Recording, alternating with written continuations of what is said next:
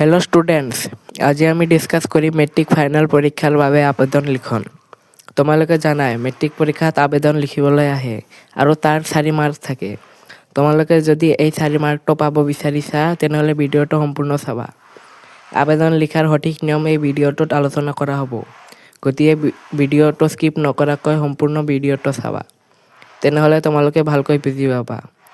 তো ছাত্ৰ-ছাত্ৰীসকল, আজি আমি ভিডিঅটোত যিমানখিনি আলোচনা কৰিম তোমালোকে যদি সেইখিনি ভালকৈ বুজা তেনেহলে যেনেকৈ আবেদন লিখিবলৈ দিয়ে তোমালোকে ভালকৈ লিখিব পাৰিবা আৰু মেট্ৰিক পৰীক্ষাত তোমালোকে 4 মাৰ্কটো ইজিলি পাই যাবা। তো ছাত্ৰ-ছাত্ৰীসকল, তোমালোকৰ মেট্ৰিক পৰীক্ষাত ম্যাক্সিমাম টাইম 2 ধৰণৰ আবেদন লিখিবলৈ অহা দেখা যায়।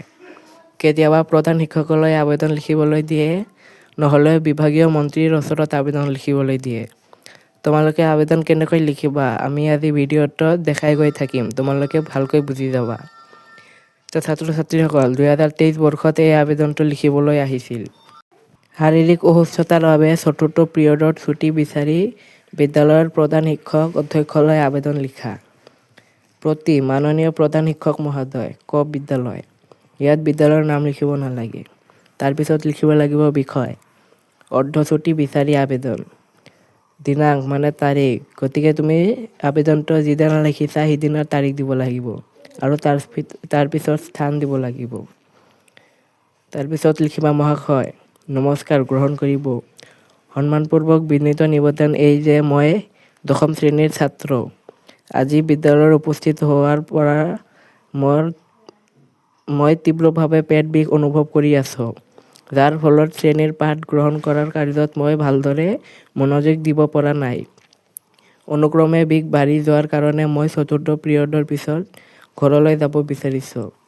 গতিকে দয়ালু মহোদয়ে মোৰ বাকী পিৰিয়ডৰ কেইটা ছুটি মঞ্জুৰ কৰি বাধিত কৰে যেন। এই মহোদয়ৰ ওচৰত মোৰ সৰল প্ৰাৰ্থনা, ধন্যবাদ। তাৰপিছত তলত লিখিব লাগিব, ইতি আপোনাৰ একান্ত বাধ্য ছাত্ৰ বা ছাত্ৰী। ইয়াতো নাম লিখিব নালাগে, নামৰ ঠাইত ক বা খ দিলে হ'ব। তোমালোকে যদি এনেকৈ আবেদন লিখি দিব পাৰা তেনেহলে 4 মাৰ্কটো ইজিলি পাই যাবা।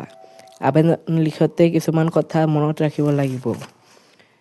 তোমালোকে যদি পৰীক্ষাত আবেদন লিখি আছা তেনেহলে তোমালোকে আবেদন সদায় এটা পেজতে লিখি শেষ কৰিব লাগে আৰু আবেদন লিখোতে কেতিয়াও কটাকটি কৰিব নালাগে।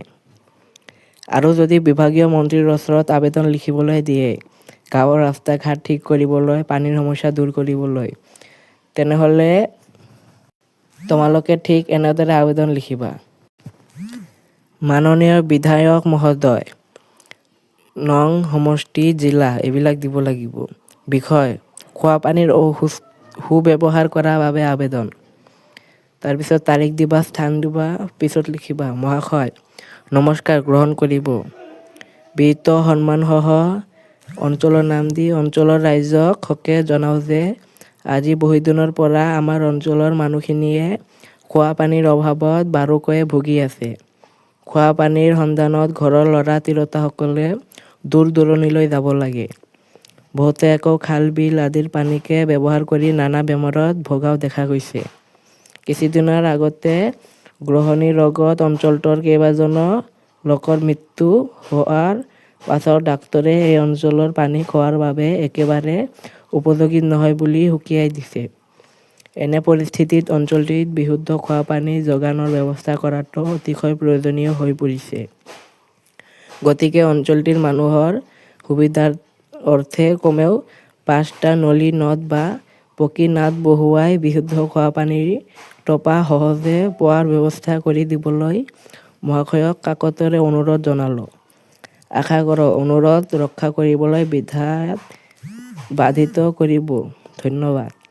এতিয়া আপোনাৰ বিশ্বাসী অঞ্চলৰ ৰাইজৰ হকে। তাৰপিছত 4-5জন মানুহৰ নাম দি দিবা। এনেকৈ যদি তোমালোকে পৰীক্ষাত আবেদন লিখা তেনেহলে তোমালোকৰ আবেদন লিখনত ফুল মাৰ্ক পাই যাবা।